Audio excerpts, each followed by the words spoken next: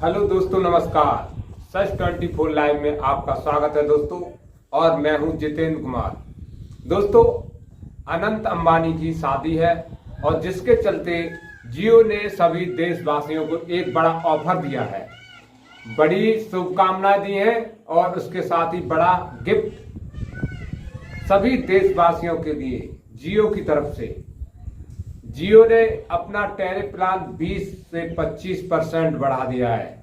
दोस्तों, यह tariff plan उस समय बढ़ाया गया है जब हमारे देश की सरकार तीसरी बार माननीय मोदी जी के द्वारा चुनी गई है। माननीय मोदी जी देश के प्रधानमंत्री तीसरी बार चुने गए हैं। दोस्तों, आटा तो पहले से ही महंगा था, अब डाटा भी महंगा हो गया है इस देश में। अनंत अंबानी की शादी में हजारों करोड़ रुपए खर्च किए जाएंगे।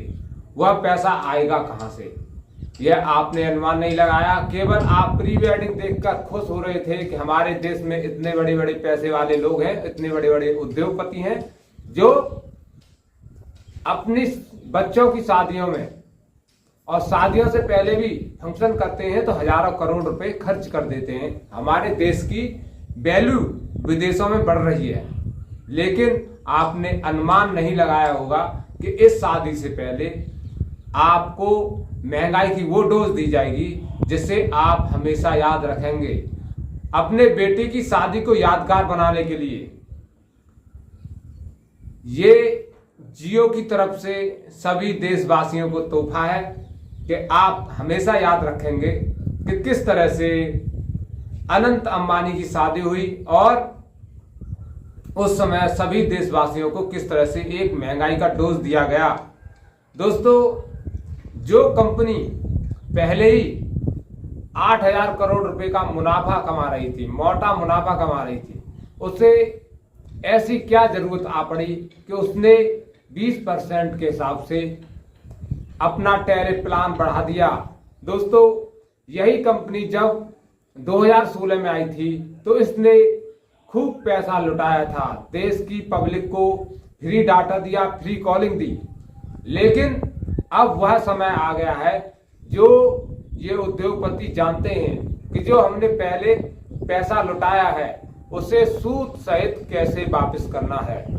अब जियो ने सोच लिया है कि मुझे अब मोटी कमाई करनी है, क्योंकि उसने छोटे छोटे इन्वेस्टर, छोटे छोटे जो इस इंडस्ट्री में काम कर रहे थे, जैसे एयरसेल था, यूनिनॉर था, टेलीनॉर था, टाटा डोकोमो था, उन सभी कंपनियों को खत्म कर दिया है और भारत की टेलीकॉम सेक्टर में इस कंपनी ने अपना एकाधिकार जमा लिया है। जिस तरह से 40% यूजर जियो के पास है और उसके बाद लगभग 33% यूजर एयरटेल के पास हैं और बीआई के पास केवल 18% यूजर हैं। वहीं बीएसएनएल की हालत बिल्कुल खराब है, उसके पास केवल 7% यूजर ही बचे हैं।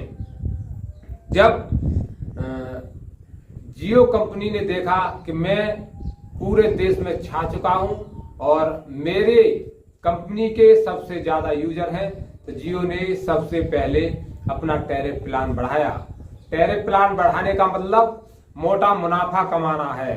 दोस्तों, हालात देखिए हमारे देश के किस तरह से बदले हैं। एक तरफ कंपनियां मोटा मुनाफा कमाती हैं, फिर भी उनको कोई भी लगाम लगाने वाला नहीं है।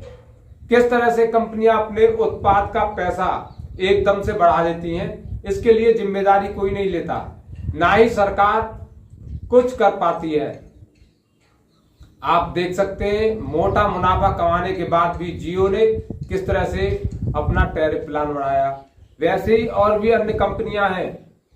आप पार्ले जी को ले लीजिए, मोटा मुनाफा कमाती है लेकिन उसने अपने पैसे का दाम नहीं बढ़ाया तो उसने क्वांटिटी घटा दी। और बहुत सारे ऐसे उत्पाद हैं जिनको लेकर आप सोच भी नहीं सकते और उनकी महंगाई दिनों दिन बढ़ती जाती है। जैसे कोलगेट को ले लीजिए, वह पेस्ट के दाम हर 6 महीने बाद बढ़ा देता है और आपको मालूम भी नहीं पड़ता।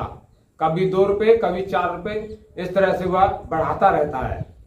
दोस्तों, इस देश में कंपनियों को इतना अधिकार दे दिया गया है कि वह कभी भी अपने उत्पाद का दाम बढ़ा दे, लेकिन जनता उफ तक नहीं कर पाती है।